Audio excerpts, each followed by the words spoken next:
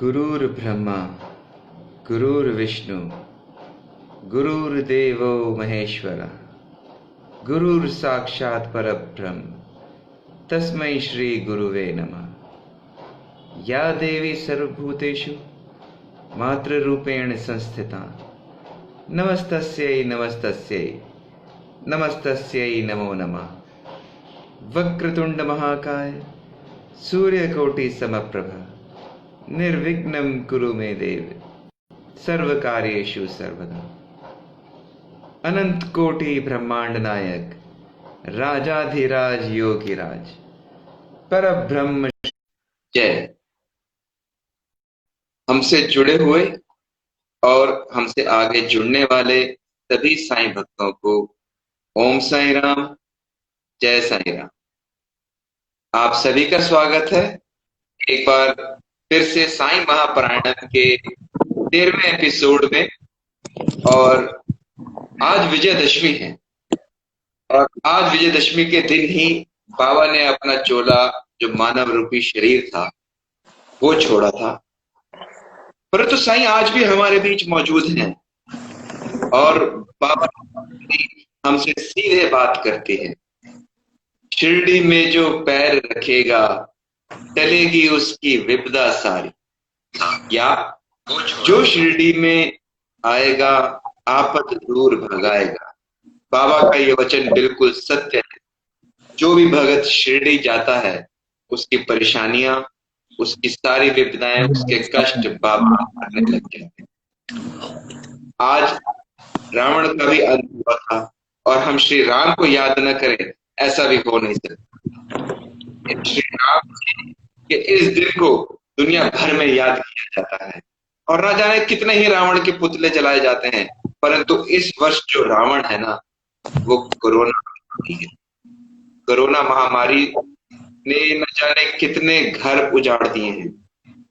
बस प्रभु से यही प्रार्थना है कि वो इस महामारी का अंत अति शीघ्र करें जो पूरे विश्व को खा रही है।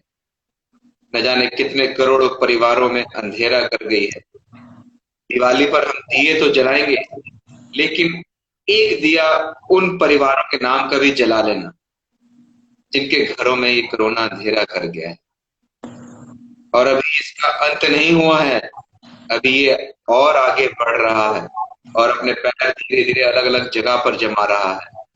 सभी से विनती है, मास्क पहने, सोशल डिस्टेंस का पालन करें, हाथ धोते रहें, सुरक्षित रहें, जागरूक रहें।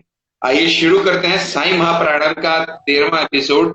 और आज हमारे साथ जुड़े हैं बाबा के जो भक्त हैं, श्री अमन दमाना जी, जो मॉन्ट्रियल कनाडा से हैं। अमर जी, आपका स्वागत है साईं महापारायण के इस 13वें एपिसोड के अंदर। ओम साईं राम। सभी साईं भक्तों को मेरी अमर दमाना की तरफ से, मेरी फैमिली की तरफ से आप सबको दशहरे की शुभकामनाएं। और जो भूपेश खन्ना जी ने ये चैनल शुरू किया है, मैं उनका धन्यवाद करता हूं कि उन्हीं के कारण मैं आपके सामने पेश हो रहा हूं। और जो बाबा जी के चमत्कार, जो उनके मिरेकल्स मेरे ऊपर हुए हैं, मैं आपसे वो शेयर करूं। जय साईं राम। जय साईं राम। तो अमर जी, सबसे पहले आप हमें अपने जरा ये बताइए कि आप कब पैदा हुए, कहाँ पैदा हुए? खन्ना साहब, मेरा जन्म अगस्त 6, 1975 पंजाब जालंधर में हुआ। और भाग्यशाली हूं कि मैं उस देश में, उस धरती पे पैदा हुआ जहां के पर साईं बाबा का मंदिर है, जहां पर साईं बाबा का समाधि मंदिर है, जहां पर साईं बाबा ने अपना जीवन गुजारा। तो जरा अपने परिवार के बारे में बताइए, कैसा परिवार था आपका? मेरे मम्मी पापा हैं, मेरा एक भाई है जो मलेशिया में है, वहां पर उसका अच्छा कार्य है, बहुत अच्छा काम करता है वो। और मेरे मम्मी पापा जो इस समय अपना पंजाब में ही हैं, आते हैं कभी कभी कनाडा में, घूमते हैं, बच्चों से मिलते हैं, चले जाते हैं। और कनाडा में मेरी मिसेज है और मेरे 3 बच्चे हैं, 2 बेटे हैं और 1 बेटी है। क्या बात है, बाबा आपकी कृपा भरपूर बढ़ाए रखे। और अब ये बताइए कि वहाँ आपकी पढ़ाई लिखाई कैसे हुई? पढ़ाई लिखाई, जैसे मेरे फादर थे, वो मिलिट्री में रहे, आर्मी में रहे, 20 साल उन्होंने सेवा की है आर्मी में। और क्या बचपन बात है, में, देश सेवा में लग रहे हैं, देश सेवा वाला से जुड़ा हुआ परिवार है आपका। जी। और सबसे स्टार्टिंग में तो जैसे नर्सरी केजी होती है, वो मेरी आर्मी स्कूल में हुई, प्राइवेट स्कूल में हुई। और 10वीं तक की जो कक्षा थी वो मैंने पंजाब में हाई स्कूल में की। और कॉलेज फगवाड़ा, पंजाब में एक फगवाड़ा है, शहर है, जहां पर मैंने अपना बीए क्लियर किया। और वहां पर मैं स्पोर्ट्स करता था, मैं पावर लिफ्टिंग करता था। एंड मेरा शॉट पुट था, जिसमें मैं पंजाब लेवल में खेला खेला हुआ हूँ और उसमें फर्स्ट आया हूँ। और शॉट पुट में मैं क्या फर्स्ट आया बात हूँ। है। जी। तो आप आगे स्पोर्ट्स में नहीं बढ़े? स्पोर्ट्स में क्योंकि मेरा जो कार्य था वो चेंज हो गया। और मैं, मेरे दोस्त जो फिल्मों में काम करते थे, सरबजीत पुरेवाला उनका नाम है, पंजाबी मूवीज में थे। जगदर्शन समरा जी, वो जो वीरेंद्र अपने पंजाबी आर्टिस्ट है, उनके जीजा जी हैं, धर्मेंद्र के रिश्तेदार हैं वो उनके साथ मूवियों में काम करते थे। तो तभी उन्होंने एक मूवी डायरेक्ट की और खुद भी आर्टिस्ट थे उसमें, मेन लीड पे थे जगदर्शन समरा जी। फिल्म का नाम था जिगरा जटदा। तो वहां से मेरा चेंज हुआ। तो मेरा भी मन करता था कि यार कुछ ऐसा करूं कि मुझे भी दुनिया देखे। तो स्पोर्ट्स भी करता था, लेकिन स्पोर्ट्स को मैंने प्रोफेशनली बस अपनी बॉडी को ठीक रखूं इसलिए रखा था। लेकिन फिल्मों में आगे आना चाहता था, तो फिल्मों में गया। 2-3 मूवियां की जो रिलीज भी हो चुकी हैं। एक सीरियल किया, वो धार्मिक सीरियल था, विजय नंद। तो एक वो सीरियल किया। स्पोर्ट्स करता था थोड़ा बहुत, लेकिन इतना ऊपर तक नहीं गया, क्योंकि मेरी प्रैक्टिस करते हुए मेरी टांग हम्म। टूट गई। तो बस उसके बाद मेरी प्रैक्टिस खत्म हो ओहो। गई। जी। तो लेकिन अभी ठीक है, तो थोड़ा बहुत करता हूँ, अभी भी करता हूँ। तो कनाडा कैसे जाना हुआ? कनाडा में एक्चुअली मैं यूरोप में घूमना चाहता था, यूरोप में सेटल होना चाहता था। जैसे कि नीदरलैंड मैं गया हूँ, उधर नीदरलैंड में भी, फ्रांस भी घूमा, ऑस्ट्रेलिया, पूरा यूरोप घूमा। तो मन तो था कि वहीं कहीं सेटल हो जाऊं। लेकिन मेरे मामा जी जो टोरंटो में है, तो उनके साथ बात होती रहती थी, वो यहाँ के बारे में बताते रहते थे। तो मैंने यहाँ का ट्राई किया आने का, तो यहाँ पहुंच गया उनके पास। बस उसके बाद यहीं का होके रह गया। और अभी 20 साल क्या से बात। मैं कनाडा में हूँ। तो आपका जो परिवार है, वाइफ है आपकी, वो इंडियन है या वह कैनेडियन है? वो इंडियन है, मेरी शादी इंडिया में हुई थी। तो अभी वो यहाँ पर है, उनको 11 साल हो चुके हैं, मेरे पास ही हैं। तो अच्छा हाँ, अच्छा। वो इंडियन है, पंजाबी है, प्योर पंजाबी है वो। क्या बात है। तो बाबा का नाम आपने सबसे पहले कब सुना? कैसे पता चला कि साईं कोई है? सबसे पहले तो मैं बाबा जी के, साईं बाबा के बारे में अगर कुछ बात करने लगा हूं, तो मैं सबसे पहले चाहता हूं कि सभी साईं भगत जो है, जो मैंने एक छोटा सा मंदिर साईं बाबा का बनाया हुआ है, तो वहां पर चाहता हूँ कि आप भी उनके दर्शन करें और उनको माथा क्या टेकें, बात। तो लोग बाबा आगे। के ओम साईं राम। जय साईं राम। खन्ना साहब, जैसे बचपन में मैंने बताया कि मेरे पिताजी आर्मी में थे, तो कभी कभार वो मुझे हम्म। अपने साथ ले जाते थे आर्मी में, वहां पर मिलाने सबको। मुझे भी अच्छा लगता था, मैं भी सल्यूट करता था। मेरा भी मन था कि मैं कुछ मिलिट्री की तरह लगूं, मुझे कपड़े वैसे हों। तो वहां पर जो है, वो मराठा के लोग भी जो आर्मी में थे, तो जब वो मिलते थे एक दूसरे से सायराम बोलते थे। तो मैं बचपन में था, अच्छा। 7-8 साल का होऊंगा तब, जब से मैं डैडी अपने पापा के साथ वहां जाता था कभी कभार। तो मेरे, जब मैं अपने मम्मी के यहाँ, अपने नाना नानी के पास जाता था, तो वो एक्चुअली वो जीसस को मानते थे। और मैं उनके पास वहां अच्छा। जाकर भी, जो बड़ा दिन जिसको कहते हैं हम लोग, क्रिसमस डे वाले दिन, मैं उनके साथ भी गाना बजाना करता था, जीसस को भी मैं नमस्कार करता था। तो मेरे पापा जो हैं, उनका जो परिवार है, वो जैसे मजबी सिख होते हैं, हम लोग बाबा बालकनाथ को मानते थे शुरू से। और बचपन से वो मुझे अपने कंधे पे उठा के बाबा जी की गुफा पे लेके जाते थे। शाहतलाई।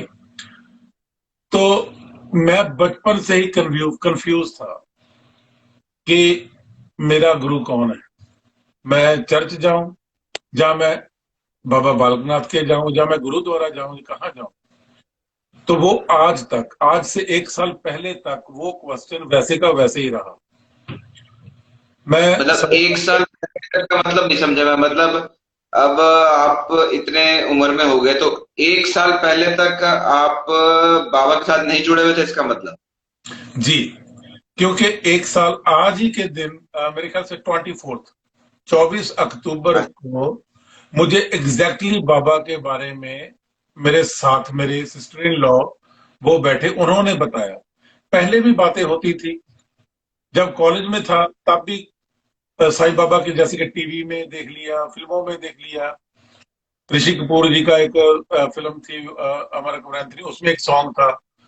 तो वहां से मुझे पता था कि साईं बाबा जी हैं, लेकिन वो हम्म। कहाँ है, क्या किया है उन्होंने, लोग उनको क्यों पूजते हैं, इसके बारे में मुझे कोई नॉलेज नहीं थी।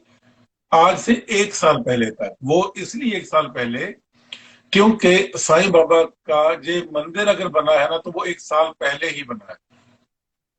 तो साईं अच्छा। बाबा जी के साथ ऐसे जुड़ा। मेरी सिस्टर इन लॉ इंडिया में थी, तो कभी कभार फोन करते थे, तो वो मुझे बताती रहती थी कि हमारे मामा जी हैं, जो मेरी मिसिस के, मेरी साली के मामा जी हैं, वो इंग्लैंड में है। उनका नाम है निर्मल और सुरजीत एंड अक्षय। तो जो अक्षय है उसका बिजनेस है, वो साउथ अमेरिका में होते हैं, और दूसरे निर्मल एंड सुरजीत वो है इंग्लैंड में। तो उनको हम्म। 25 30 साल 30 साल से वो जुड़े हुए हैं श्री साईं बाबा जी के साथ। तो वो हर साल अक्टूबर में समाधि दिवस पर वो जाते हैं शिरडी। तो मुझे ये बताते रहते थे कि साईं बाबा जी के जहां जाना है, मुझे विभूति मिली है, उदी मिली है। मैं सुनता था, निकाल देता था। सीधी बात बता रहा हूँ, सुनता था, निकाल देता था कि यार ऐसा कुछ भी नहीं है। ठीक है, क्योंकि मैं सभी जगह जाता था, मंदिर, चर्च, इवन मस्जिद और गुरुद्वारा, हर जगह जाता था मैं। मेरा सवाल 1 साल पहले तक हर पंडित, मौलाना और प्रेस्ट जी, सभी के साथ एक ही रहता था कि हम लोग गॉड इज वन बोलते हैं। तो मुझे कहाँ जाऊं, मैं किसको पूछूं, कौन है मेरा? हिंदू मुस्लिम सिख ईसाई हम लोग भाई भाई बोल रहे हैं, हम लोग एक हैं। तो लेकिन इसमें इतना वितकरा क्यों है? अगर सिख के पास जाता हूं तो वो कहते हैं कि आप सरदार बनो, ऐसे पाठ किया करो, जपजी साहब पढ़ो। मुझे बहुत अच्छा लगता था, मैं पढ़ता था। चर्च में भी जाता था, क्योंकि मेरे माता पिता मैं बचपन से देख रहा था, हिंदुओं में भी, मंदिर में भी जाता था। पूजा वैसे ही पूजा करता था, ये घर लिया जहां पर भी हमने पूजा करवाई है, हिंदू धर्म के तरीके से पूजा करवाई है। मेरी शादी भी हिंदू तरीके से हुई है। और अगर एक बात और दिखाता हूँ कि मैंने ये देखिए, ये मेरे बाजू के ऊपर भी क्रॉस बना हुआ है, और अच्छा। हाथ में ये कड़ा भी पहना है। मैं क्योंकि इस बचपन से ही एक ही बात सीखता आ रहा हूं कि सबका मालिक एक, जो हमारे साईं बाबा जी कहते हैं, तो वो इन्हीं से ही जाना है। तो आज अगर बाबा जी मेरी किस्मत में, मैं उनके चरणों की धूल बना हूं, तो उसकी वजह है मेरी सिस्टर इन लॉ, जो मेरे मुझे हर बार उनके बारे में बताती रहती थी।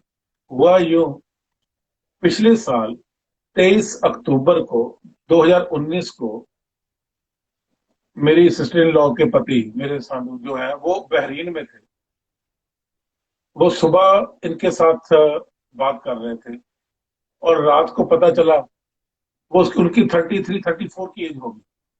रात को घर काम से आए हैं, तो पता चला कि उनको हार्ट अटैक आ गया। वो हार्ट अटैक आ गया, उनको हॉस्पिटल लेके गए।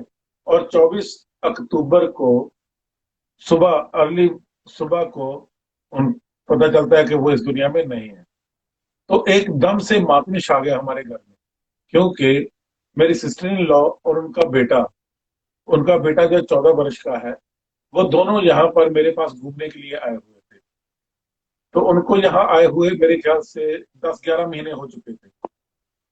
जब वो आए हैं उससे पहले, आने से पहले मेरी सिस्टर इन लॉ के पति बहरीन से इंडिया गए, 1 महीना इनके साथ रहे और इनको मेरे पास खुद वो भेज कर गए।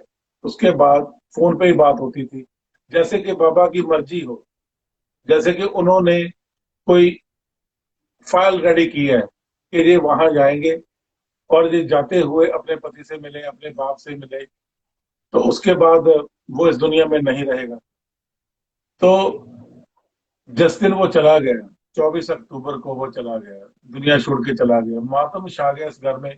पहली बार इतनी क्लोज और इतनी यंग एज में हार्ट अटैक की वजह से चला जाए, तो बहुत मातम छा गया इस घर में। और ऐसे लगने लगा कि बस दुनिया है ही नहीं। और मेरी सिस्टर इन लॉ को तो जैसे बार बार दौरे पड़ने लगे, उनको उठाना। और बाबा के बारे में जैसे वो बात करते थे, फिर मैंने उसको ही, अपनी साली को ही बाबा के बारे में ही कि आप बाबा का नाम लो, आप उसको मानते हो तो आप बाबा का नाम लो, बिल्कुल ठीक हो जाएगा। और ऐसे ही हुआ कि 2 दिन बाद उन्होंने खुद मुझे बताया कि मुझे बाबा की विभूति लाई हुई हूँ, मुझे वो दो। तो हमने वो पानी में घोल कर उसको दी, जैसे कि बाबा जी का आशीर्वाद मिल गया। तो वो मुझे बताने लगे कि बाबा जी क्या करते थे। तो उसी बीच मामा जी की भी कॉल आने लगी, जो हर वर्ष शिरडी जाते हैं। उनके साथ मेरी अच्छा। बात हुई। जी, उनके साथ बात हुई। उन्होंने मुझे बताया कि हम लोग शिरडी में जाते हैं। वहां के जो शास्त्री जी हैं, श्री दिलीप सोलंके जी, वो काफी अच्छे फैमिली फ्रेंड भी बने हुए हैं, क्योंकि उनके साथ मिलते हैं, वो उनको दिखाते हैं, सारा घुमाते हैं। तो मुझे उन्होंने, मामा जी ने बाबा जी के बारे में बताया कि कैसे उन पर कृपा हुई, कैसे उनको दर्शन देते हैं। मैंने कहा यार, ये कैसे हो सकता है? क्योंकि मैं तो आज तक, मेरे घर में हिंदू भी आ रहे हैं, मुस्लिम भी, सिख भी, और मेरे मंदिर में आप देखेंगे, क्योंकि बाबा जी ने कहा है सबका मालिक एक, तो मैंने सबकी मूर्तियां, सबकी पिक्चर लगा रखी हैं। और मेरे पास जो आप देखेंगे, ये तस्वीरें हैं, ये सऊदी अरबिया से, मक्का मदीना से यहाँ पर आई हुई है, बाबा बालकनाथ जी की क्या गुफा बात। से। जी। और बाबा बालकनाथ जी की गुफा से भी फोटो आई हुई है। और ये आप देखेंगे, ये जो बाबा जी की मूर्ति है, ये शिरडी से आई हुई है। और क्या पूरे बात है। और ये पीछे का ऑरेंज जो रुमाल देख रहे हैं आप, ये भी शिरडी से ही बना हुआ है। और ये प्लेट में छोटी मूर्ति है, ये भी बाबा जी की वहां से ही आई है, शिरडी से। और मेरे पास क्या जो बात। विभूति और धूप जो प्रसाद है, वो सभी वहां से ही आया हुआ है। क्या तो बाबा कृपा। मैंने शुरुआत, जैसे ही इन्होंने मुझे बताया, एक तो माहौल ऐसा बना हुआ था, मातम छाया हुआ था घर में।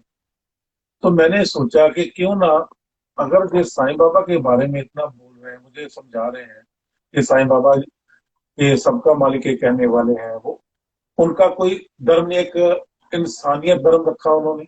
उन्होंने एक ही धर्म के बारे में बताया कि कोई हिंदू नहीं है, कोई मुस्लिम, सिख, ईसाई, सब लोग एक हैं, एक ही जोत है, तो वो है साईं बाबा। तो मैंने ये सोचा कि क्यों ना मैं कुछ देखूं कि अभी क्या है, कैसे पता करूं। तो क्योंकि मेरे घर में, जैसे कि आपको बताया, कि हिंदू भी आते थे, सिख भी, मौलाना भी, और प्रेस्ट भी। तो मैं उनसे सवाल करता था बार बार हम्म।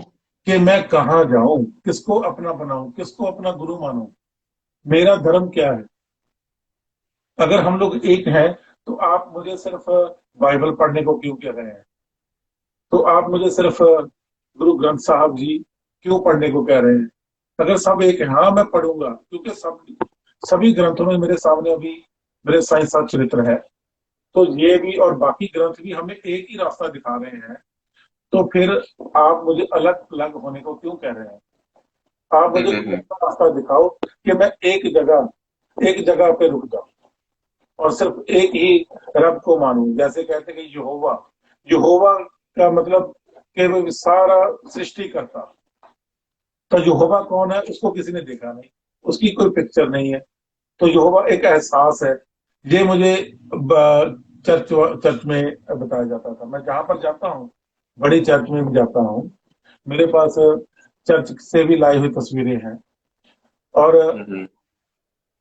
फिर मैंने सोचा कि क्यों ना मैं पता करूं, क्योंकि किसी के पास मेरे उस सवाल का जवाब नहीं था कि मैं कहाँ जाऊं, किस धर्म को अपनाऊं। तभी मैंने एक फिल्म देखी। मैंने कहा कि शुरुआत करूं, देखूं तो सही कि साईं बाबा, क्योंकि यहाँ पर आके मैंने देखा कि फेसबुक के ऊपर, यूट्यूब के ऊपर कभी कभी सामने ऐड आ जाती थी, जैसे एड्स आती हैं ऐसे ही कि साईं बाबा के चमत्कार। तो मैं उसको इग्नोर करता था। मैंने तभी मैंने फिल्म देखी। जब फिल्म देखी तो मुझे वैसे ही, मतलब पता चला कि साईं बाबा ने, क्योंकि उसमें तो थोड़ा सा 2 घंटे में आपको दिखा देते, लेकिन मैं गहरा जाना चाहता था। तभी मैंने, एक सीरियल आता है मेरे साईं, आबिर सूफी उसमें हम्म। किरदार करते थे, तो बिल्कुल बहुत बिल्कुल। अच्छा किरदार था उनका। और वो मैंने पहले से लेकर आज तक, अभी पूरा साल भी नहीं हुआ तो मैंने उसके 697 उसके पार्ट देख चुका हूँ। और मेरे ख्याल से दस अच्छा। बारह और होंगे। तो जैसे जैसे मैं काम से भी आता था, आते ही सीधा मैं अपने टीवी रूम में, और आते ही मैं मेरे साइंस सीरियल देखता था तब तक, जब तक शाम का खाना ना मिल जाए। क्या तीन बात है। चार पाँच मैं देख के फिर ही सोता था। तो मेरा इतना गहरा आहिस्ता आहिस्ता चला गया कि मुझे बाबा के अलावा कुछ दिखता ही नहीं था, क्योंकि वो क्या सीरियल बात।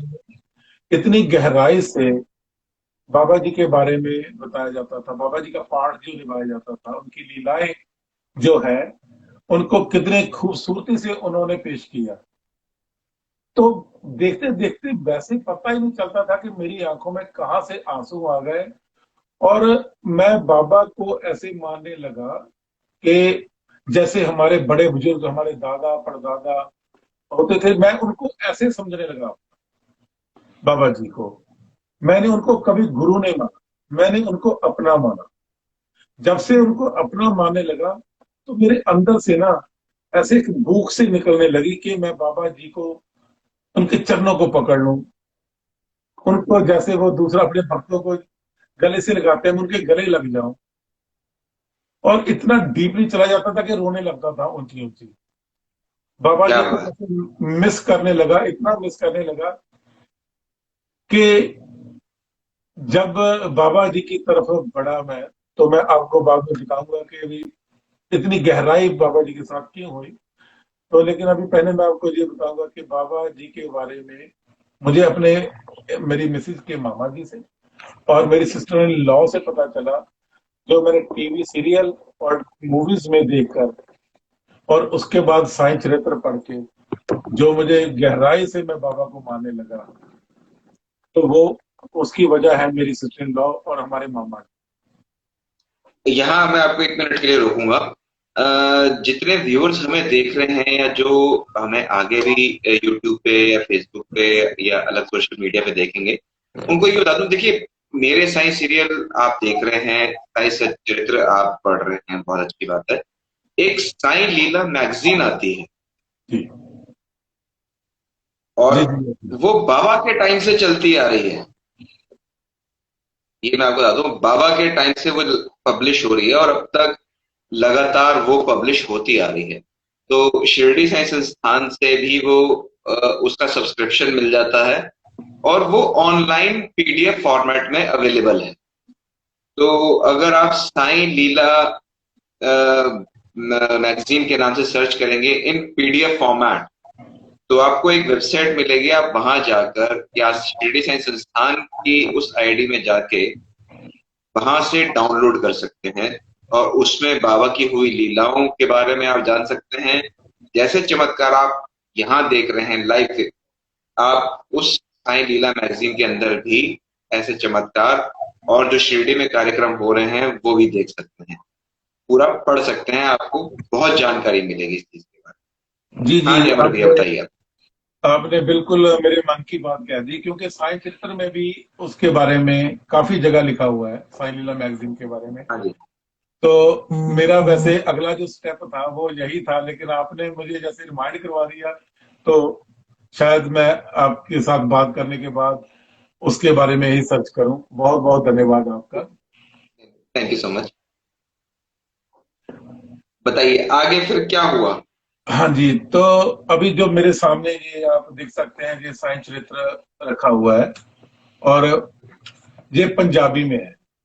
ऑनलाइन अच्छा। मुझे पंजाबी में मिला, तो पढ़ने में दिक्कत होती है फोन के ऊपर या कंप्यूटर के ऊपर, क्योंकि हिंदी में भी मेरे पास है। उसको पढ़ने में थोड़ी प्रॉब्लम आती थी, मुझको समझाने में, अपने बीवी बच्चों को समझाने में प्रॉब्लम आती थी, क्योंकि उसमें संस्कृत में काफी श्लोक वगैरह हैं। तो मैंने पंजाबी में इसको ढूंढा। इसकी 292 कॉपीज हैं, तो मैंने वो प्रिंट निकाल कर खुद अपने आप ये तैयार किया, आप देख सकते हो। क्या बात है, क्या बात है। और ये ऐसे मैंने इसको रेडी किया। क्या बात है, जी। बाबा कृपा, बाबा कृपा, श्रद्धा और सबूरी। जी। बहुत सुंदर भैया, ये तो एक बहुत अच्छा नया रूप का देखने को मिल रहा है साइंस चरित्र का। मतलब जी। हम लोगों ने तो हार्ड बाउंड अपने पास बाबा की साइंस चरित्र रखी हुई है और आगे हम बहुत जगह बांटते रहते हैं। लेकिन ये एक रूप देख के बहुत अच्छा लगा मुझे आपका। एक बहुत अच्छे भाव लगे कि मतलब अगर जो इंसान पढ़ना चाहता है ना, वो ये नहीं देखता कि मैं छोटी किताब में से पढूं या बड़ी किताब में से पढूं या ऑनलाइन पढूं। उसने अगर पढ़ना है और किताब रूप में पढ़ना है, तो वो कहीं से भी कुछ ना कुछ करके अपना काम कर लेगा। बाबा अपने आप काम करवाते हैं। तुम जी दस बिल्कुल। दो कदम बढ़ो, बाबा 10 कदम बढ़ते हैं। ये बात हमेशा याद रखना, क्योंकि आप अगर मन में ठान लो कि मुझे अगर ये काम करना है, बाबा आप आगे, हम आपके पीछे। ये अमर जी मैं आपको भी सिखा रहा हूँ, और जितने व्यूअर्स हमारे साथ जुड़े हैं उन सबको भी मैं सिखा दूं कि आप अपने घर से बाहर जब भी पहला कदम रखें, चाहे आप किसी भी काम के लिए निकल रहे हैं, जब आप अपना मेन गेट खोल के सुबह दोपहर शाम कभी भी अपना पहला कदम बाहर रखते हैं कहीं जाने के लिए, तो ये लाइन जरूर बोलिए कि बाबा आप आगे, हम आपके पीछे। आपके सारे काम बनेंगे, कभी आपका कोई काम नहीं रुकेगा। ये मैं दावे से कह सकता हूँ। ओम साई राम। हाँ जी अमर जी, आप बताइए। बिल्कुल बिल्कुल, आपने सही कहा भूपेश जी। क्योंकि जैसे आपने अभी बताया, तो इसी तरह से मैं हर सुबह काम पर जाने से, जैसे सोने से उठने पहले, मैं 1.5 घंटा पहले उठ जाता हूँ। अपना नहा धोकर अपना मंदिर ओपन करके धूप बत्ती करके बाबा जी के पास बैठता हूँ, और साईं चरित्र का एक अध्याय पढ़कर मैं फिर अपने काम के लिए निकलता हूँ। प्रॉब्लम मुझे क्या कभी नहीं है। हाँ जी। और मेरे बच्चे भी, मेरी पूरी फैमिली, जैसे जैसे उठते आते हैं, स्कूल जाने से पहले मंदिर में आते हैं, बाबा जी से माथा टेकते हैं, प्रसाद लेते हैं, उधी लेते हैं, तो फिर वो आगे जाते हैं। सोने से पहले वो मेरे साथ मेडिटेशन करते हैं, बाबा जी के साथ बैठते हैं। छोटे छोटे, मैं भी आपको मिलाऊंगा हमसे, तो वो भी बैठकर ओम, उनको अच्छी तरह से बोलना भी नहीं आता, बच्चे हैं, छोटे हैं, तो लेकिन वो बैठते हैं। और कितने, और अगर मुझे कोई प्रॉब्लम है या मैं थोड़ा सिक हूँ, तो वो मेरे लिए प्रार्थना करते हैं बाबा जी से, साईं बाबा मेरे डैडी को ठीक कर दो, छोटी छोटी तोतली आवाज में। और यकीन माने, और ये कोविड का जो वायरस भी आया, उससे पहले मेरे बच्चे थोड़े, कभी बचपन में है ना, सिक हो जाते थे, कभी जुकाम हो गया, कभी खांसी। लेकिन जब से वो घर में है, साईं बाबा जी के पास बैठते हैं, इन दिनों में अभी 7-8 महीने हो गए, मैंने उनको थोड़ा जुकाम तक नहीं दिया। क्या बात, बाबा कृपा, बाबा कृपा। बाबा जी की इतनी कृपा है। और ये साईं चरित्र बनाने के बाद, जैसे अगर मैं घर में अगर नहीं पढ़ पाता, सिर्फ धूप बत्ती बैठकर 5 मिनट अगर बाबा जी का नाम लेकर मैं चला जाता हूँ, लेकिन मैं अपने काम पे अपने फोन से भी वो अध्याय पढ़ता हूँ। और जैसे ही ये पाठ पूरा हो जाता है, उसको अच्छी तरह से भोग लगाता हूँ। भोग, पूरी फैमिली बैठते हैं मंदिर में, स्नान कराते हैं, बाबा जी को खाने को भोग देते हैं, और उसके बाद मैं दोबारा फिर शुरू करता हूँ। और इस हिसाब से शुरू करता हूँ कि जैसे अभी दिवाली पर मैं अपना ये साईं चरित्र का भाग पूरा करूंगा, क्या। तो समाधि, पिछले समाधि वाले दिन मैंने ये पूरा किया। तो आगे जैसे जैसे, पहले तो मैं पार्टियां करता, अपने जन्मदिन की, अपने बच्चों के जन्मदिन की, सब कुछ चलता था उसमें। लेकिन जब से बाबा जी इस घर में आकर उनका आशीर्वाद आया है, तब से हमने वो पार्टियां बंद कर दी। और जो पैसा हम लोग पार्टियों में खर्चते थे, वो हम लोग यहाँ पर एक तिजोरी बनाई है, उसमें डालते हैं। और केक जो है वो जहाँ बैठकर मेरे बच्चे या मेरी वाइफ या मेरे और भी हमारी फैमिली में से जो भी हैं, हम यहाँ बैठकर केक काटते हैं। पहले बाबा जी को देते हैं, बाबा जी खाते हैं, और उसके बाद हम लोग आपसे में सर्व करते हैं। कोई साहब मेरे रोंगटे अगर खड़े करवा देते हो आप। आपकी बातें सुनकर मेरे को इतना अच्छा एहसास हो रहा है कि जितने भगत हमारे साथ जुड़े हैं वो देख के ये सीख ले लें कि ठीक है यार, जन्मदिन आता है, सबको शौक होता है एक पार्टी करने का, लेकिन इतना कुछ होने के बावजूद मॉन्ट्रियल कनाडा में बैठे हुए हैं अमर जी, और बाबा की इतनी कृपा है, पैसे की कोई कमी नहीं, लेकिन पहले शौक होते थे, सब काम करा, लेकिन अब देखिए आप कि अपने परिवार के साथ बैठ के ये अपने और अपने परिवार का जन्मदिन मनाते हैं, वहां बाबा को केक खिलाते हैं, और जो पैसे इन्होंने पार्टी में खर्च करने होते हैं वो एक सेवा के रूप में लगाते हैं। कितनी बढ़िया बात इन्होंने सिखाई है। जी, बहुत बहुत बाबा आपको बहुत दे दिया है, बहुत दे। बाबा जी के, मैं सुबह भी जैसे उठा, आपका मैसेज भी मैं हर रोज पढ़ता हूँ, तो मुझे इतना अच्छा लगता है कि आप हर रोज का बाबा जी के जो वचन हैं, जो उनकी लीलाएं, उनको आप हम भक्तों के पास भेजते हैं। मैं पढ़ता हूँ, सुबह उठते ही वो पढ़ता हूँ, और उसी के कारण बाबा जी का नाम भी सुबह ले पाता हूँ। तो सबसे पहले तो आप ही का धन्यवाद कि आपने बहुत अच्छा चैनल शुरू किया। आप साईं थैंक भक्तों यू सर। को हमारे एक दूसरे के सामने ला रहे हैं। हम लोग एक फैमिली है, हम लोग साईं भक्त एक फैमिली है। साईं बाबा हमारे माता भी है, हमारे पिता भी हैं, तो हम एक फैमिली है। अगर हम एक दूसरे से जुड़ जाएंगे तो एक दूसरे से बात कर पाएंगे, अपने दिल की खोल पाएंगे कि हमारे साथ बाबा जी, हमारे माँ बाप ने क्या क्या किया, और हम लोगों को कैसे आशीष दे रहे हैं वो। तो वैसे तो अगर मैं एक बात तो मैं शायद क्लियर कर ही दूं, क्योंकि कनाडा में मुझे 20 21 21 साल हो गए अभी। जब आया था यंग थे, 20 21 22 साल की उम्र थी, शादी भी नहीं हुई थी, घूमते थे फिरते थे, खाते पीते सब कुछ करता था। बहुत सी लड़ाइयां भी होती थी, क्या कहूं, केस भी चले, कोर्टों में भी गया, अच्छा। अदालतों में भी गया, मतलब के भी किसी नाम से भी मशहूर हो गया। और गाड़ियां भी वैसी ही रखी हुई थी कि एक, मतलब जहां से जाऊं कि अमर अमर चला गया, ये ऐसी बातें होती नहीं थी कभी। हमर जैसी गाड़ियां रखी थी, तो मतलब थोड़ा माहौल कुछ अलग सा था। और हर वक्त गुस्से में रहना, टेम्परेचर हाई। मतलब अगर वही वही पंजाब वाला सीन पूरा है। पंजाब वाला बोल रहे, तो वो ऐसे ही चलता था कि 4 5 लड़के साथ में हैं, घूम रहे हैं, फिर रहे हैं, खा रहे हैं, पी रहे हैं, पुलिस की परवाह नहीं है। ऐसा माहौल था हमारा। तो वो टाइम, अभी क्या बताऊं, अभी सभी जगह ऐसे टैटू बनाए हुए हैं कि जैसे कोई मैं अमेरिकन बाइकर हूँ। तो लेकिन जब से शादी हुई है, जब से मेरी लाइफ में आई, मेरा बड़ा बेटा पैदा हुआ, उसका जन्मदिन मैं आपको बता दूं, अभी अगले महीने उसका जन्मदिन है, 11/11/11। और क्या बात, क्या बात। उसकी टाइमिंग देखिए, 14/14। क्या तो बात। बाबा कृपा। जी, तो जब से वो मेरी जिंदगी में आ गए, तो मेरे में काफी चेंजिंग आनी शुरू हुई। मेरा काम में भी दिल लगाने लगा, अपने बच्चों के साथ टाइम पास करने लगा। लेकिन गुस्सा वैसे का वैसा, कि कब कहाँ क्या करूं कोई पता नहीं। केस फिनिश हो गए, 4 4 5 5 साल केस चले। लेकिन जब से बाबा जी के साथ जुड़ गया, बाबा जी इस घर में आ गए, उनका आशीर्वाद आ गया, बस तब से सब कुछ खत्म हो गया। किसी यार दोस्त के साथ कोई पार्टी नहीं रही, ना घर में कोई शोर शराबा, ना कोई लड़ाई झगड़ा।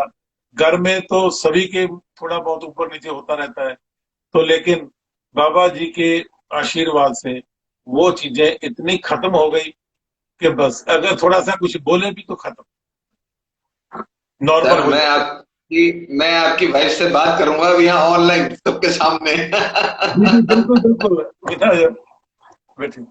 हाँ जी, मैं आपको तो मिलाता हूँ। आप मुझे बता रहे थे कि आपके टांग में कुछ प्रॉब्लम हुई थी, वो क्या एक्सपीरियंस था बाबा का? हाँ जी, जैसे कि मेरा जो काम है वो ट्रांसपोर्ट कंपनी में हूँ मैं। वो मेरी मिसेज के ही रिलेटिव्स हैं, उनकी काफी बड़ी ट्रांसपोर्ट है यहाँ पर। नेशनल ट्रांसपोर्ट उसका नाम है। मैं वहां पर खुद ट्रक रन करता हूँ। पहले तो मैं यूएस से 17 साल मैंने अभी हो गए मुझे ट्रक चलाते हुए। तो 12-13 साल मैंने जैसे यूएसए में सारे काम किया। तो बैठे रहने के कारण राइट जो मेरी लेग थी उसका नीचे का पाँव में जे इतना नीचे का हिस्सा पाँव का पहले बहुत हार्ड हो गया, राइट साइड का। और आहिस्ता आहिस्ता उसमें पस पड़ गई। दर्द इतना होने वो लगा कि मैं चप्पल भी नहीं पहन के चल सकता था। और अगर ट्रक चला रहा हूं तो शूज उतारना पड़ता था और साइड से ऐसे मैं एक्सीलेटर को दबा रहा हूं। लेकिन बाबा जी का नाम तो लेता रहता था हमेशा से, लेकिन इतना नहीं, बहुत कम। तो मैंने सुना था, साहित्य चरित्र भी पढ़ने लगा, सीरियल्स में भी देखने लगा कि बाबा जी तो एक खुद डॉक्टर हैं। उनकी तो विभूति ही इलाज है सब चीज का। तो डॉक्टर के पास गया। डॉक्टर्स ने कहा कि ये बस पड़ गया इसका, तो ऑपरेशन करना पड़ेगा थोड़ा। तो उन्होंने डीपली ऑपरेशन किया, उसमें 2 इंचेस का, इतना मेरे ख्याल से 2 inch wide and deep operation हुआ, जिसमें से वो सारा निकाला गया। और पाँव ऐसे खुल गया, वो जख्म जो था इतना खुल गया। तो डॉक्टर्स ने कहा कि आपको अलग से शूज बनाने पड़ेंगे। और 3 महीने तक मेरी मिसेज दिखाओ जी, इनका नाम है मीना कुमारी। जय साई राम। जैसे रवीना जी, बहुत बहुत स्वागत है आपका साईं महाप्राणम में। और बाबा से प्रार्थना है कि आपका परिवार सुखों से भरा रहे, खुशियां आती रहें, बढ़ती रहें, रोग, कष्ट, बीमारियां आपके जीवन में कभी देखने को भी ना मिले। बहुत बहुत धन्यवाद। जय साई राम। जय साई राम। तो ये मेरे साथ ही थे उस दिन। डॉक्टर के पास गए, उन्होंने हमें अपॉइंटमेंट दी, मेरा ऑपरेशन किया, सारा उन्होंने क्लीन किया, पट्टियां वगैरह। उन्होंने बोल दी कि आपको एवरी सेकंड डे आपको हॉस्पिटल आना पड़ेगा, आपको पट्टी करवानी पड़ेगी, और आपको पाँव गीला नहीं करना, ये जहाँ ऐसे नहीं चलना, प्रेशर नहीं डालना, काम पे नहीं जाना। तो मैं यहाँ बैठ गया मंदिर में आके बाबा जी के पास। मैं रोने लगा कि बाबा, अगर मैं चल ना सकूं, अगर मैं काम पे ना जाऊंगा, तो इतना बड़ा घर आपने दिया है मेरे पास, आपने और भी कितनी जिम्मेदारियां दी है, मेरे परिवार की जिम्मेदारियां हैं, तो वो कैसे चलेंगे? मैं 10 दिन निकाल लूंगा, 15 दिन निकाल लूंगा, और उसके बाद मैं खाना कहाँ से खाऊंगा? इतनी परेशानी आ गई कि मैं रोता था बैठ के। तो मेरी सिस्टर इन लॉ, जो बाबा जी की काफी अच्छी भगत है, काफी तो हर वक्त सेवा करती हैं, तो वो मुझे विभूति घोल के पानी में मेरे माथे पे लगाती थी और कहती थी कि मेडिटेशन कर। मैं बैठ के बाबा जी का नाम लेता था। तो 3 महीने दिए उन्होंने मेरा पाँव ठीक होने में, डॉक्टर्स ने। लेकिन जब मैं तीसरी पट्टी करवाने गया, तीसरी दफा, एक हफ्ते में एक दिन छोड़ के, जैसे कि वीक में तीसरी बार जब गया, तो उन्होंने पट्टी ओपन की है, क्लीन देख, तो नीचे पूरा पाँव क्लीन, कोई जख्म नहीं है। जी। तीसरी पट्टी में एक हफ्ते में मैं ठीक हो गया और मेरा पाँव भी बिल्कुल क्लीन। और जो मैं आपको दिखाई देता हूँ, ये देखें, कोई निशान नहीं है। क्या बात है, क्या बात है! और अगर अभी आपको सही पीछे कह रहे हैं। दिखाऊं जी, और डॉक्टर्स हैरान हुए कि ये चमत्कार है भाई, ये कहाँ से हुआ? हम लोगों ने, और वो बुजुर्ग डॉक्टर हैं, वो कहते हैं कि हमने अपनी लाइफ में इतनी जल्दी रिकवरिंग कभी नहीं हुई, ये कहाँ से हुआ? तीसरी बाबा पट्टी के कृपा। बाद। और मैं एक हफ्ता, सिर्फ मेरे ख्याल से एक हफ्ता भी घर में नहीं रहा, और मैं वापस काम पे। और आज तक उसमें कभी दर्द नहीं हुआ। भाईजाब, हिला दिया आपके इस एक्सपीरियंस ने तो, मतलब बाबा के इस चमत्कार ने। मतलब देखिए, एक उदी जो है वो कितना काम कर देती है। जी, मैं अभी वो एक पिक्चर भी दिखाऊंगा आपको। है कि कोई गणना ही नहीं है। मैं ये कहूंगा आपसे कि बाबा की उदी जो है वो साक्षात बाबा के रूप में आपके पास है, मैं आपको ये बता देता हूँ। और अगर आपके पास उदी नहीं है, मैं आपको एक बड़ी छोटी सी बात बता रहा हूँ, साइंस चरित्र में भी ये लिखा हुआ है कि जमीन से राख उठाकर, जमीन से धूल उठाकर भी बाबा का ध्यान कर लो और माथे में लगाकर आगे निकल जाओ, वो भी बाबा की उदी का काम करेगी। अगर आप ये सोच रहे हैं कि मेरे पास शिरडी की ही उदी होनी चाहिए, ऐसा कोई जरूरी नहीं है। आप बाबा की तस्वीर के आगे, बाबा की मूर्ति के आगे धूप जला दीजिए, अगरबत्ती जला दीजिए, उसकी जो राख जी, मिलेगी वो भी उदी का काम करेगी। मैं आज आपको ये सिखा देता हूँ। तो ये जी, जरूरी नहीं है कि अपने मन में बिल्कुल, आप ये सोचे कि जी मुझे शिरडी से उदी आएगी तो मेरा काम होगा। नहीं, आपके भाव होने चाहिए। तो बिल्कुल सही कहा आपका आपने। भाव जो होगा वो उस राख को भी सोना बना। और जैसे अभी मैंने अपने पाँव के बारे में बताया आपको, तो 3 दिन में उस दिन से मैं समझ गया कि बाबा से बड़ा डॉक्टर और बाबा से बड़ा गुरु मेरे लिए और कोई नहीं होगा।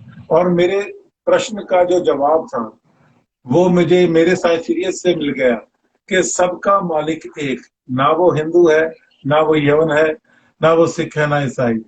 उसको तो जिस रूप में आप मिलना चाहो वो तो आपको उसी रूप में मिल रहा है। तो मेरा पक्का इरादा हो गया कि मेरे बाबा, मेरे प्रश्न का सवाल मेरे साईं बाबा हैं, जो सबका मालिक एक कहते हैं। तो इसीलिए आज मंदिर भी, और जो वो जो आप मुझे ब्लैक एंड व्हाइट तस्वीर देखेंगे, तो ये सबसे पहले घर में आई। जिस दिन से ये तस्वीर जहां लग गई थी ना, उस दिन से घर में इतना अच्छा माहौल, कोई किसी को डर नहीं, सारा माहौल चेंज हो गया।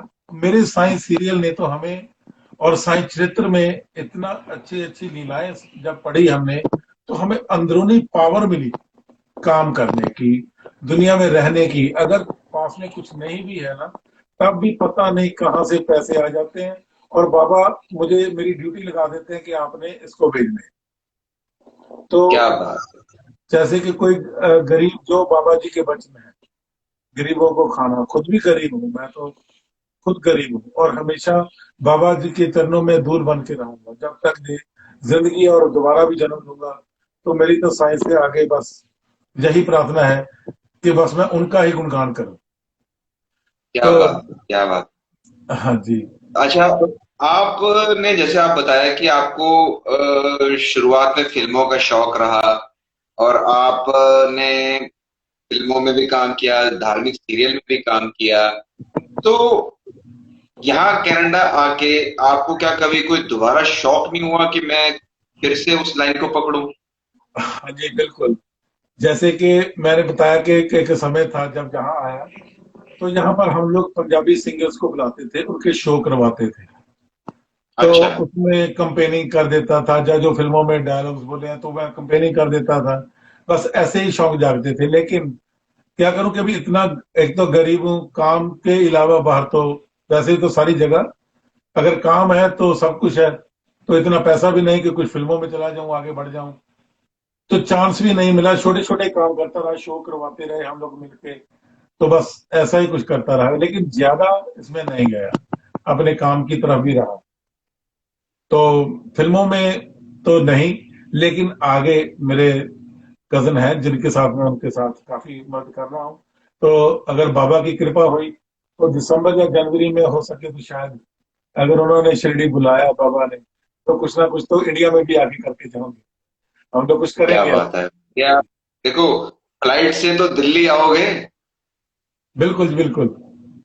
तो एक बार अपने चरण कमल भाव हमारी छोटी सी कुटिया में जरूर डालना। अरे नहीं नहीं नहीं, आपकी वजह से तो आज हम लोग एक फैमिली को मिल रहे हैं अपने भक्तों से, साईं बाबा जी क्या के बात, क्या बात है भक्तों से। भैया, हम पूरे परिवार हैं। देखिए, मैं कोशिश यही कर रहा हूँ कि जितने भगत हमें अभी लाइव देख रहे हैं या आगे हमें देखेंगे, जी, अगर वो भी हमारे साथ ऐसे ही जुड़ना चाहते हैं कि लाइव आकर आप मुझे अपने साथ अपना बाबा का एक्सपीरियंस शेयर करना चाहते हैं, तो आप हमें हमारे डीएम कर सकते हैं, डायरेक्ट मैसेज कर सकते हैं इंस्टाग्राम पे पर शिरडी साईं बाबा फॉलोअर्स के नाम से, या आप मुझे भूपेश खन्ना के नाम से सर्च कर सकते हैं गूगल पर ही, आपको मेरा कॉन्टैक्ट नंबर मिल जाएगा। तो आपका जो रजिस्ट्रेशन होगा वो कैसे होगा, कैसे हमने इस कार्यक्रम में आपको लेकर आना है, वो सारी डिटेल्स बता दी जाएंगी। या आप नंबर नोट कर सकते हैं 8527323121। आप हमें इस पर व्हाट्सएप कॉल कर सकते हैं, हम आपको सारा प्रोसेस समझा देंगे। तो भैया आपने मुझे बताया था कि आपके आपने रिसेंटली एक बाबा का बहुत ही सुंदर एक भजन जो है वो आपने डायरेक्ट करवाया है पूरा, मतलब आपने उसके ऊपर काम किया है। वो कैसे शुरुआत करी आपने? अ, जैसे मैंने अभी आपको अपने पाँव के बारे में भी बताया, ऐसे काफी चमत्कार हैं जो बाबा जी ने मेरे साथ मुझको दिखाए। अब मैंने वो लाइव अपनी आंखों में देखे। जैसे जैसे मैं गहराई में बाबा जी के साथ चला गया, बाबा जी ने मुझे शिरडी के दर्शन करवाए। मैं आपको बताता हूँ। सबसे पहले जो आपका सवाल जो गाने का है, मैं कुछ ऐसा करना चाहता था कि मेरे जाने के बाद भी जब तक ये दुनिया है बाबा जी के साथ जुड़ सकूं, तो उसका क्या, कैसे जुड़ूं उसके साथ, मैं क्या करूं कुछ ऐसा कि तह दुनिया तक वो नाम वैसे चलता रहे और बाबा जी के साथ जुड़ा रहा। तो मुझे मार्च में कॉल आई। मेरे कजन उनके ब्रदर, मेरे सांडू के ब्रदर है विनीत गिल, जलंधर में है, वो सिंगर है और अच्छा जॉब भी करते हैं वो। तो काफी अच्छे उनके पहले भी सॉन्ग आए थे, तो उन्होंने मुझे कॉल किया। उनका एक नया सॉन्ग था मिट्टी गोली, बहुत अच्छा एक फैमिली सॉन्ग था। तो वो चाहते थे कि हम लोग इसको आगे बढ़ाएं, इसको देखें, फॉलोअर्स को भेजें, अपने जो बाकी मेरे दोस्त सिंगर हैं उनको भेजें। तो तभी उसके साथ बात करते करते मैंने कहा कि यार विनीत, मैं कुछ ऐसा करना चाहता हूँ कि यार कि बाबा जी के साथ हर वक्त में जुड़ा रहूं। तो बातें करते करते मैंने कहा कि क्यों ना हम लोग एक बाबा जी एक डिवोशनल सॉन्ग रेडी करें। तो जो पैसा होगा बाबा जी की ब्लेसिंग होगी, मैं खुद वो लगा दूंगा। तो उसने कहा कि ठीक है। तो बस वहां से हम लोगों ने शुरुआत की। हम लोगों ने एक साईं संध्या करवाते हैं, जलंधर में ही है वो। तो उनका मंदिर भी है, साईं मंदिर भी है। तो उनके जो पुजारी हैं उनसे हमने बात की। उनसे जब बात की, उनका कालू नाम है उनका, वो सॉन्ग में भी छपा हुआ है। उनके साथ बात की, उन्होंने वो गाना रेडी किया और उसके बोल उन्होंने भेजा मुझको। हम लोग वो तब से तैयारी करते आ रहे थे। और जब मैंने सुना पहली बार, जब विनीत गिल जिसने ये गाया है सॉन्ग, उसने मुझे सुनाया थोड़ा हारमोनियम पे, तो पता नहीं एकदम अंदर से क्या हुआ मुझे।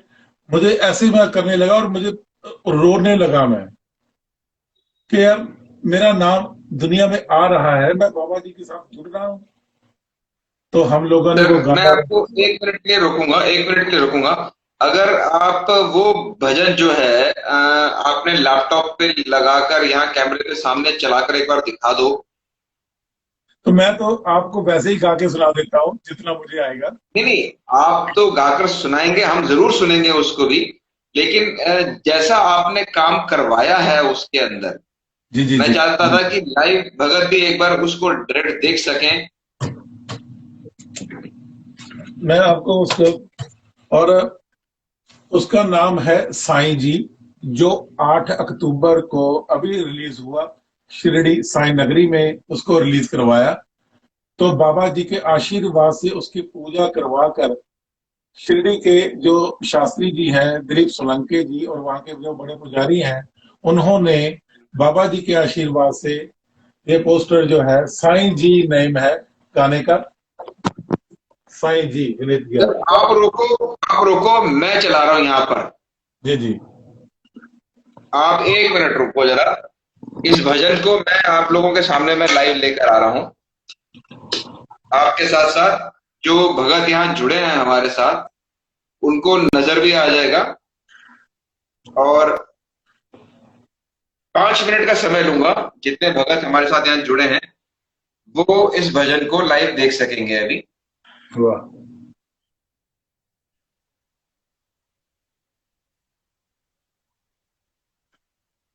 पापा पापा चिट्टे कपड़े वाले पापा जी कौन है जिन्हों की फोटो साडे घर लगी आ? वो तो सही बाबा जी वो बहुत दुनिया को बता दिया अपने को जो कुछ सारा कुछ उन्होंने ही तो देता है। और साईं बाबा जी सारी दुनिया में उतारते हैं। ठीक है, सच्ची बोल रहा है?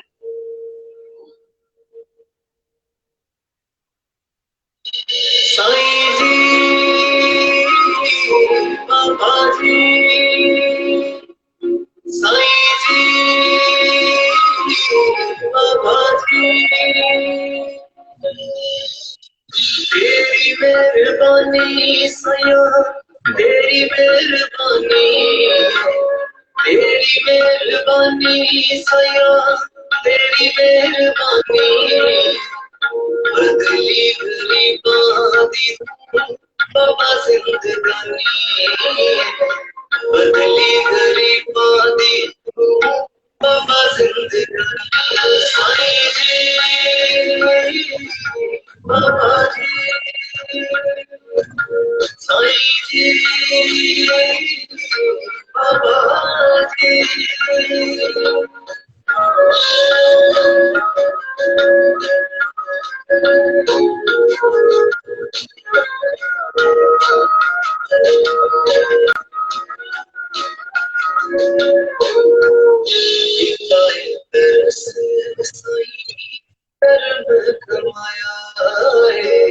ਸਾਡੇ ਜਹੇ ਤੋਂ ਪੁੱਛਿਆ ਨੂੰ ਗਲ ਨਾਲ ਲਾਇਆ ਕੀਤਾ ਰਸ ਸਾਈ ਕਰਮ ਕਮਾਇਆ ਸਾਡੇ ਜਹੇ ਤੋਂ ਪੁੱਛਿਆ ਨੂੰ ਗਲ ਨਾਲ ਲਾਇਆ ਦੇਖਿਆ ਨਾ ਕੋਈ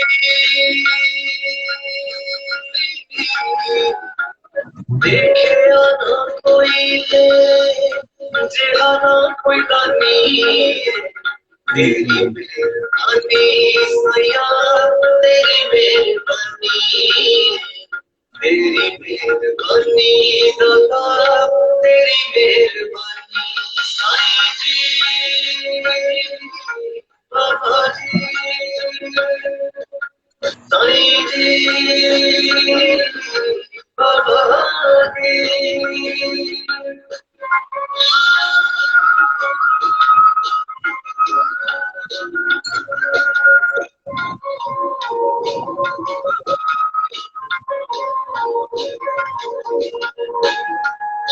शिरडी च बैठे बैठे विपता ने गालियां पत्ती नहीं तेल जोता पानी दी शिरडी च बैठे विपता ने गालियां पत्ती नहीं तेल जोता पानी दिया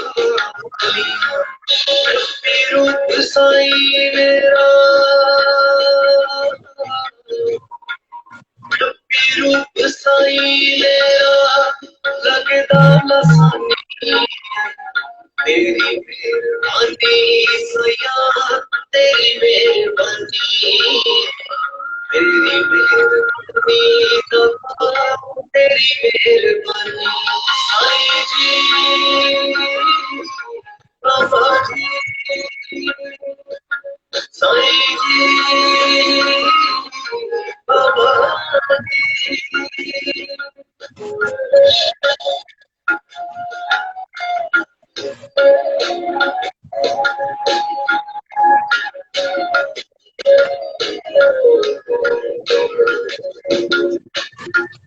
पूरी देके गया अन्य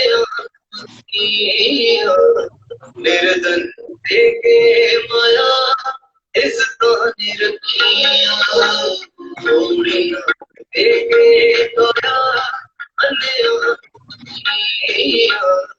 निर्धन देके माया इस ताने रखिया सबका मालिक साईं दी सबका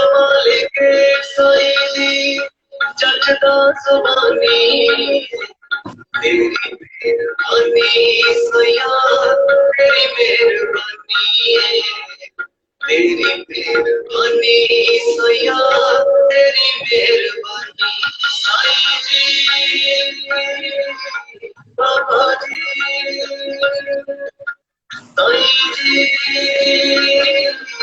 बाबा जी।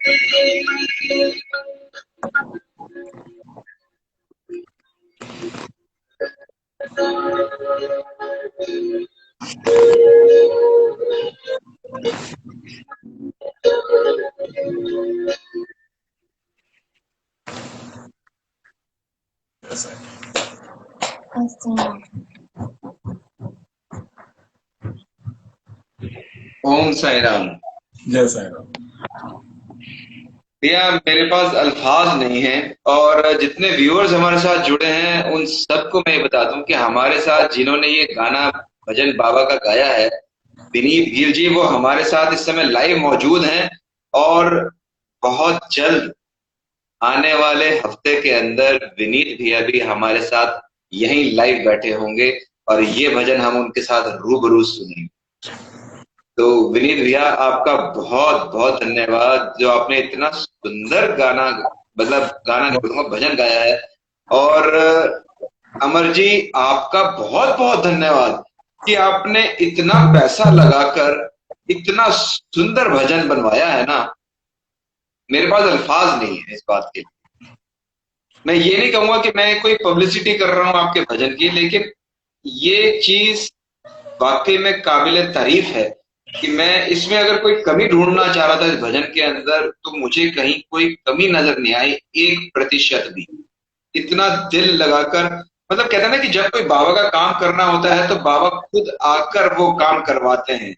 बिल्कुल सही। साहित्य चरित्र में भी आपने पढ़ा होगा कि बाबा की जब मूर्ति बन रही थी तो बाबा ने अपनी मूर्ति खुद आकर बनवाई। बिल्कुल। कि वो पैरों के नीचे वाला जो पोर्शन था, कहां से इटली से मार्बल आया, कैसे वो मूर्तिकार ने बनाया, कैसे वो मूर्ति बनी, तो ये अपने आप में एक चमत्कार है। मैं आपको ये बताऊं, आप इस बात को मान लो, जान लो कि बाबा एक शक्ति के रूप में मौजूद हैं। जो कहते हैं ना जी कि तर्क वितर्क करते हैं कि बाबा मुसलमान हैं, अध्याय 42 पढ़वा देना उनको साइंस चरित्र का।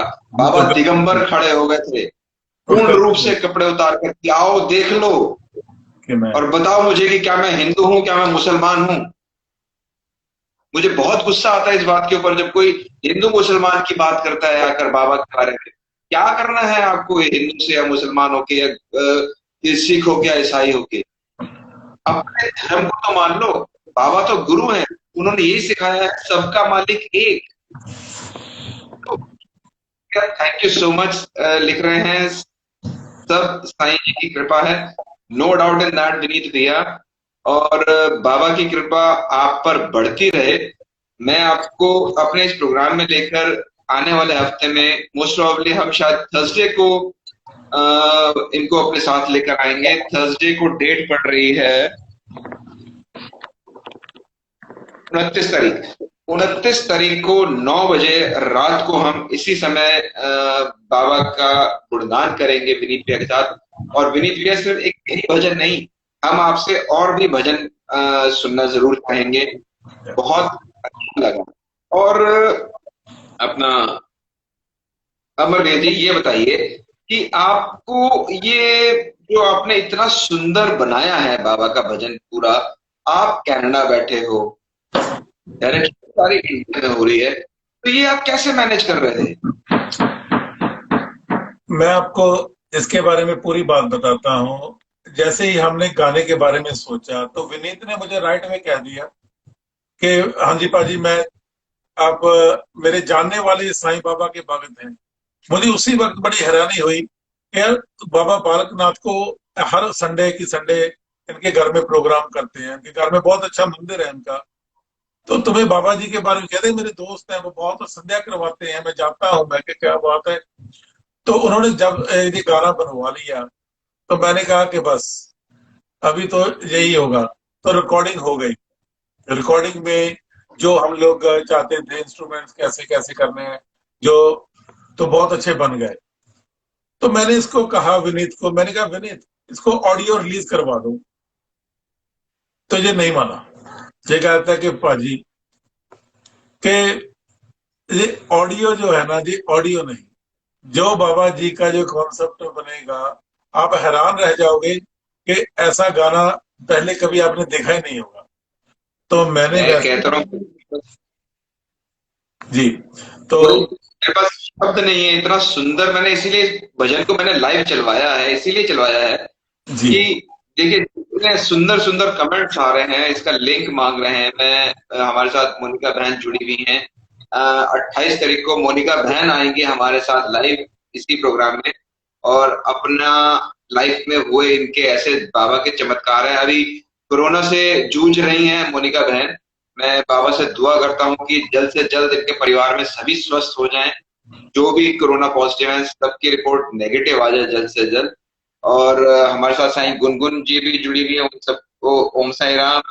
और हमारे साथ मीना जी जुड़ी हुई हैं, ओम साई राम। हमारे साथ मीनाक्षी जी जुड़ी हुई हैं, ओम साई राम। और दया विश्वकर्मा जी जुड़े हैं, ओम साई राम। मनीषा गर्ग मित्तल जी जुड़ी हुई हैं, ओम साई राम। तो आपको मैं, रेखा जी जुड़ी हुई हैं, ओम साई राम। तो जिन जिनका मैं नाम नहीं ले पा रहा हूँ उन सबके लिए मैं हाथ जोड़ के क्षमा चाहता हूँ, क्योंकि इतने गेस्ट लाइव आए गए तो सबका नाम लेना मुश्किल हो जाता है। मनीष जी जुड़े हुए हैं, ओम साई राम। तो भैया आपने जो ये चीज शुरुआत करी है, इस वजह से सुनते सुनते मेरे दिमाग में बहुत अच्छी सी सोच पैदा हुई है, जो मैं आपके साथ लाइव शेयर करना चाहता हूँ। मैं पर्सनली आपको कॉल करके शेयर कर लेता, लेकिन अब जो भाव कहते हैं ना कि दिल में जब आ गए तो बस वो आ जाते हैं, समय को नहीं देखता। जी साईं सच सामने है, और साईं सच चरित्र यूट्यूब पर अवेलेबल है। शैलेंद्र भारती जी द्वारा पूरा फॉर्म में गया हुआ है। एक आप भी अगर इसको ऑडियो फॉर्म में लाकर इसको एक एक अध्याय को अगर हम YouTube पर लेकर आए, एक नए अंदाज में, एक अलग भाव के साथ, ये मैंने एक कॉन्सेप्ट आपके लिए आगे रखा है कि सिंगर जानने वाले, स्टूडियोज वाले आपके जानने वाले, और बाबा की कृपा है। मैं नहीं कहूंगा कि आप इसको वीडियो फॉर्म में लेकर आओ, बहुत लंबा प्रोसेस हो जाएगा, क्योंकि बहुत सारे अध्याय हैं, बहुत सारी कहानियां हैं, 51 अध्याय हैं, उसमें न जाने कितनी कहानियां हैं। लेकिन हम अगर इसको सिर्फ एक ऑडियो फॉर्म में लेकर आ जाएं और जी बिल्कुल भक्तों को सुनने में मिले एक नए रूपांतरण के अंदर, जी। तो अलग ही एहसास होगा। आपने बिल्कुल भूपेश जी बहुत अच्छी बात की। ये आज से मेरे ख्याल से 4-5 महीने पहले मामा जी ने भी, मेरे वाइफ के मामा जी जिन्होंने मुझे बाबा जी के बारे में तो शुरुआत की, उन्होंने भी कहा, तो हम लोग वो रिकॉर्डिंग शुरू कर चुके हैं। बहुत बहुत धन्यवाद, आपने बहुत अच्छी बात की, वो ऑलरेडी चल रहा है। क्या बात है, मतलब ये काम ऑलरेडी आप शुरू करवा चुके हो? हाँ जी, ऑलरेडी कर चुके हैं हम लोग। वो पंजाबी में हमने ये पूरा ग्रंथ जो पंजाबी में इतना कॉपी करके किया ना, एक तो पढ़ने में भी आसानी है, तो वो बहुत जल्द हम लोग उनको बहुत अच्छी तरह से बनाकर एक एक अध्याय जो पार्ट है वो हम लोग यूट्यूब पे आपके साथ बात करेंगे, तो उसको रिलीज करने के समय तो क्या देखेंगे कि बात है भैया, थैंक यू सो मच। देखो पता नहीं, वो कहते हैं ना, जैसा भाव रहा जिस जन का वैसा रूप हुआ मेरे मन का। तो जी बाबा कब किस रूप में कैसे भाव में लाके क्या चीज सामने रखवा देते हैं।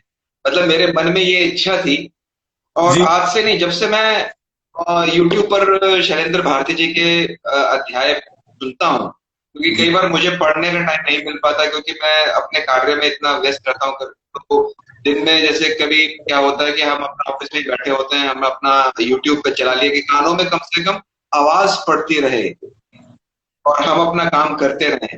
तो इस तरीके से बड़ा अच्छा लगता था कि यार कभी कुछ नए रूप में सुनने को मिले। तो ये तो आपने एक बहुत अच्छी बात बता दी कि एक नया रूपांतरण साईं सच्चरित्र का सामने आने वाला है, और मुझे अब इसका बेसब्री से इंतजार रहेगा।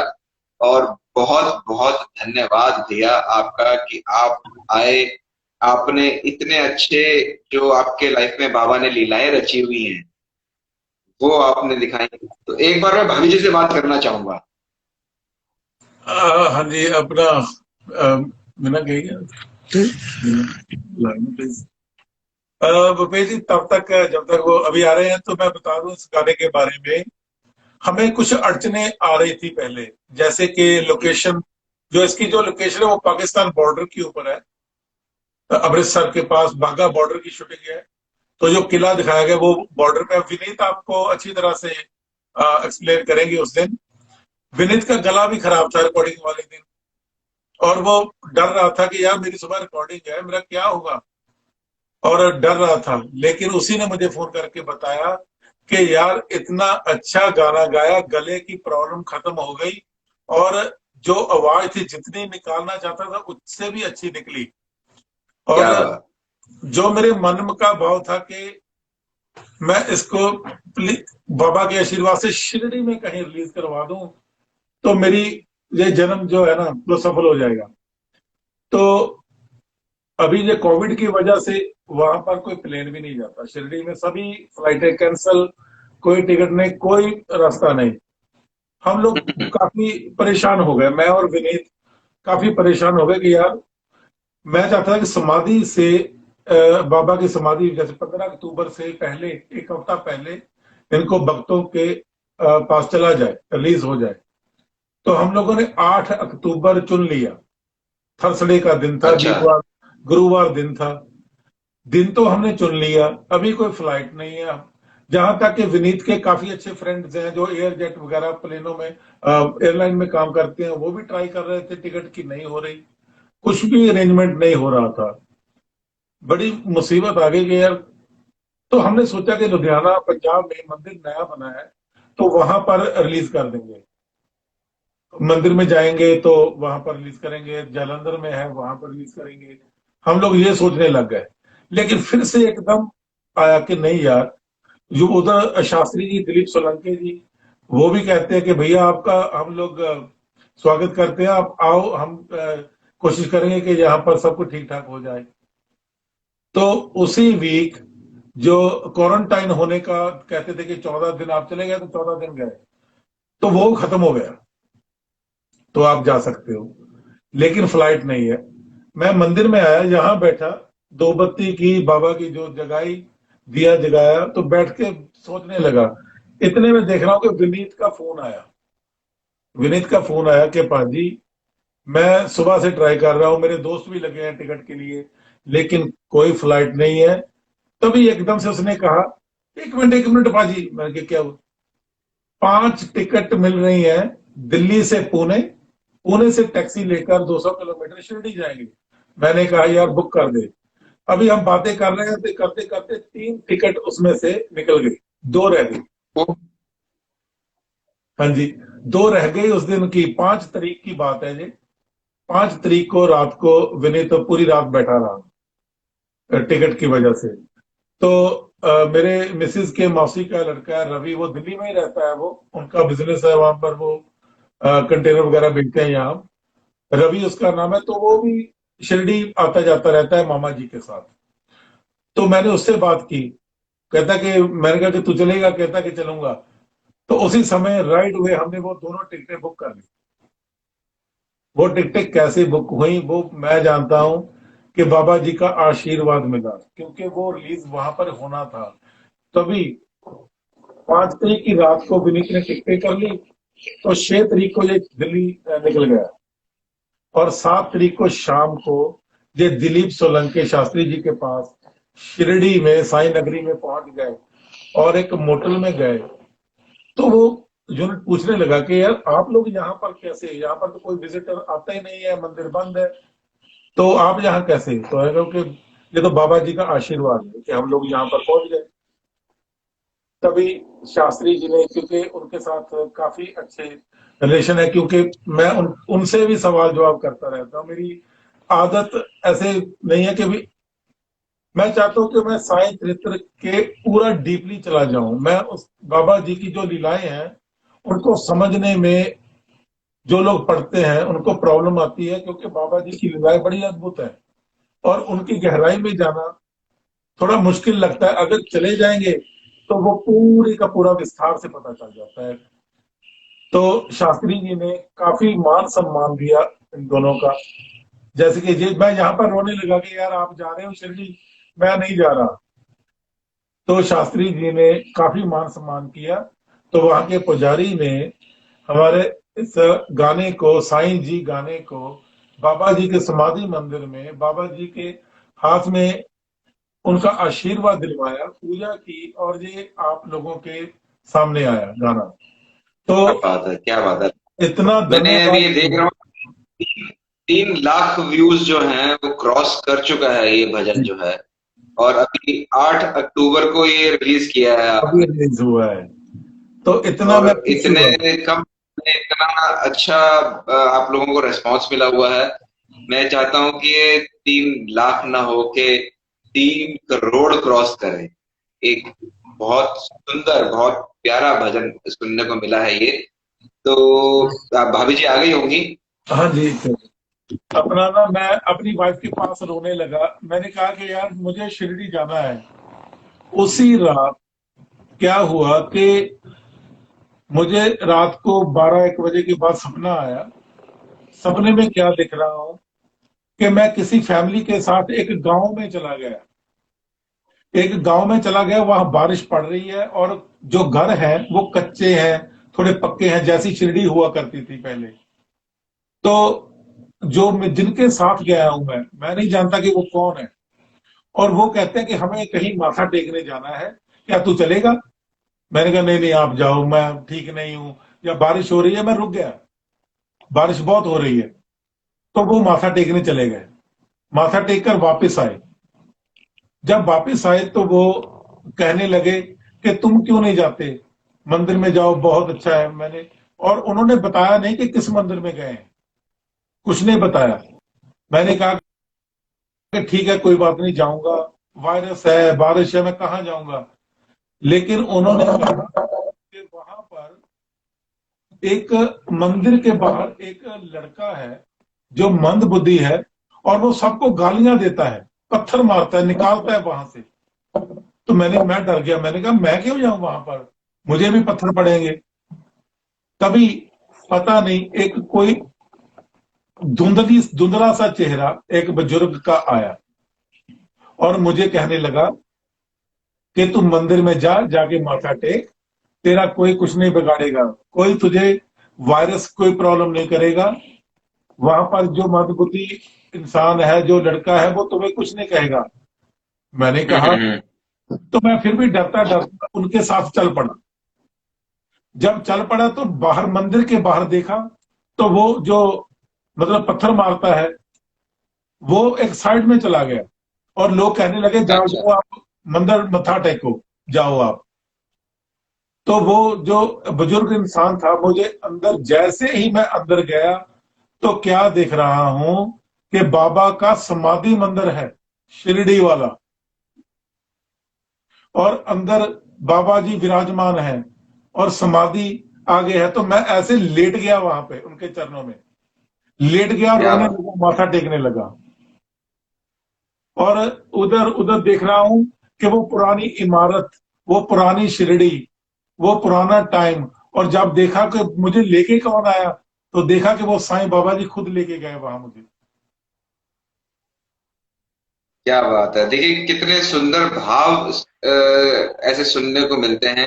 लोग बाग शिरडी जाने की सोचते हैं और बाबा का ध्यान लगाते हैं, लेकिन आप पहुंच गए बिल्कुल पुराने जमाने में, जब शिरडी हकीकत में वैसी हुआ करती थी। तो बाबा कैसे कैसे अपने भक्तों को कहाँ कहाँ से किस किस रूप में अपने दर्शन कराते हैं। हमारे साथ भाभी जी जुड़ी है। भाभी जी, ओम साई राम। अच्छा। भाभी जी, आपको साथ लाने का एक छोटा सा रीजन ये है कि कहते हैं ना कि एक औरत जो होती है, आदमी का एक दायां हाथ होती है, अर्धांगिनी होती है। तो आपको शत शत नमन करने के लिए कि ऐसे इंसान के साथ आप जुड़ी हैं जिन पर बाबा ने इतनी कृपा करी है। और वो कृपा आप पर भी हो रही है, आगे आप पर बच्चों पर भी हो रही है। और मैं यही प्रार्थना करता हूँ कि आपका परिवार खूब फले फूले, आप बाबा की सेवा में निरंतर बढ़ते रहें, और कुछ कहने में या कुछ सुनने में हम लोगों से कोई गलती हुई हो तो जितने व्यूअर्स हम लोगों को देख रहे हैं, मैं आप सभी से क्षमा चाहता हूं कि अमर भैया से या मुझसे कुछ कहने में या कुछ सुनने में या इस कार्यक्रम के दौरान कोई गलती हुई हो तो हम क्षमा चाहते हैं। आपका बहुत बहुत धन्यवाद अमर जी, और बहुत जल्द इंतजार रहेगा नए सच्चरित्र के नए ऑडियो का यूट्यूब के ऊपर। हम इस बारे में फोन पर जरूर चर्चा करेंगे आपके साथ, और बहुत बहुत धन्यवाद। ओम साई राम, जय साई राम। जय जय साईं साई राम। राम। ओम साई राम। ओम साई राम। ओम साई